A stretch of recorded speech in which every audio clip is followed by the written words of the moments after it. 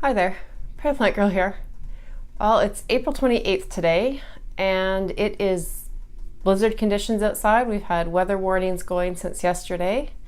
The snow started around midnight, I think, last night, and it looks like it's going to be settled in for today for sure, if not a little bit into tomorrow. I was trying to fix some things up in the backyard. You might see I might still snow. I just came in, so I might still snow melting in my hair.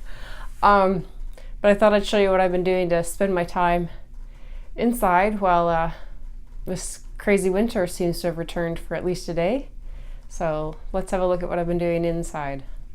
You can see out the window there the snow going. But in here, I don't think I've really shown you guys lots about my petunias. I don't even know if I've shown you anything. I've been trying to make a video of these ones here, a full video right from seeding to finish, so hopefully that works out and you'll see the whole thing when I go to plant them out. But for today, I've been working on separating out my petunias a little bit. So this tray here is Super Cascade. I have over here, these ones right in this spot here are Double Pirouette. And then right behind them here is Blue Easy Wave. So I've just been growing those and doing what I can. I've never grown petunias before. They're getting pretty crowded in these trays. This tray here is just a tray filled with soil where I sprinkled seeds across the whole tray, and so I've been, just today I was pinching them, or not pinching them, separating them out to try and give it a little bit more space. So these trays over here have them separated out, and I just did that today, so you can see them there. These are 6-pack cell trays, no, 9-pack cell trays, and I've left with the Double Pirouette ones, they seem a lot further along, so I've actually only filled, what is that, five cells in each tray. And with the Blue Easy Wave, they're way at the back here, they're just a little bit smaller plants for some reason. I planted them at the same time. Maybe that's just how they're going to be, period. So I filled every tray with these and let them come along there. So I need to get them in a better lighting condition, but for now that's where they're sitting.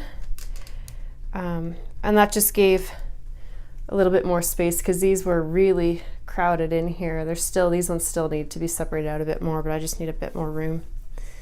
I've added 2 more lights to this room and still could use more. It's just we're getting down really cold at night yet, so even under a layer of protection I just can't put a lot of my plants outside yet, so it's getting crazy in here. But there's did I say these are Blue Wave? And I've just been going through, and I don't know if you can see that these are hexagonal cell trays, so there's an empty space here now. And that's what I've been doing, and I'll show you the plants that I've moved out, but I've just been taking every other one out just to give these guys a bit more room. They have really good roots on them. They could go up into bigger pots, but at this time I really just don't have room. So that's where they are for now, and hopefully I'll get some of them out in the warmth in a protected area, some of this stuff out pretty soon here. But so that's what I've been doing. I've been working on switching these out. That's what I've been doing to pass this windy, snowy late April day. I'll just play you back and let you have a little look. My plant room is a bit of a disaster. There's the petunias.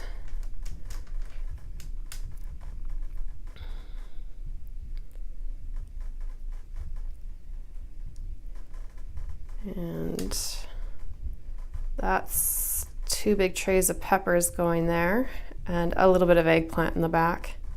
I think I just have 3 pots of eggplant that I've saved after dividing and thinning them out. See a couple trays of tomatoes there.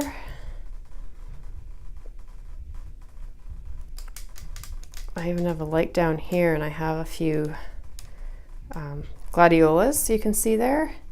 And I have a tray down there. What does it have in it? Cleome. I think there's some broccoli, cabbage, cauliflower, kale, kohlrabi. I'm not sure if I missed anything, but it's got an assortment of things started there under that light. Here's my indoor tomato. Not getting a great amount of light, but it seems to be happy there. What do I have?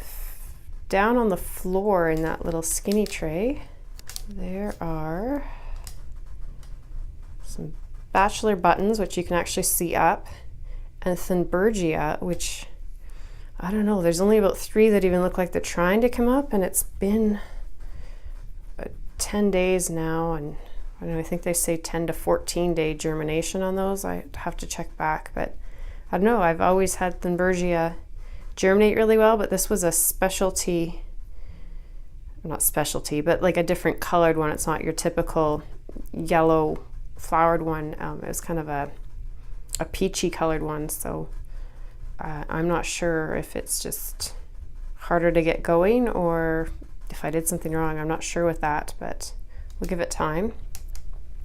Move you in a little closer here.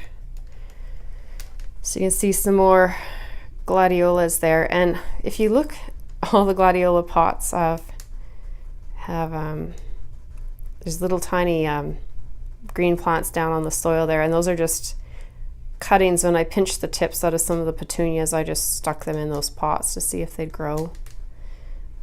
There's a big pot right behind the gladiolas that has a canna rhizome just settling in and getting started since I brought it out of storage. That's a bunch of Blue Wave petunia cuttings.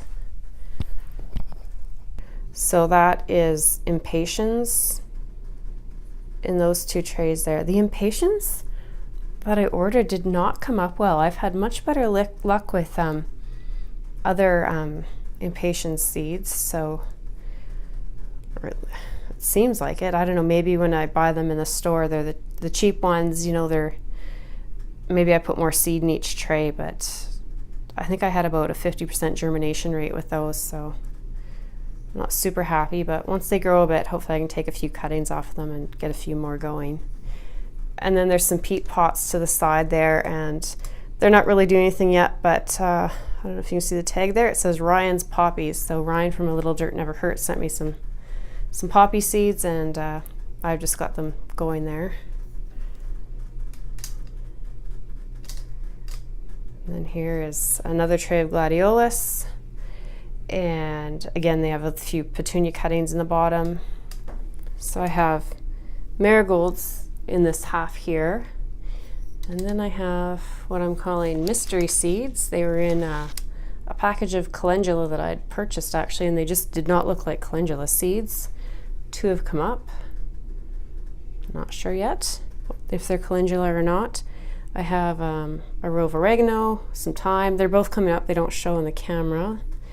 The calendula, the purchased seeds are coming up. And then again, Ryan had sent me some of his calendula seeds.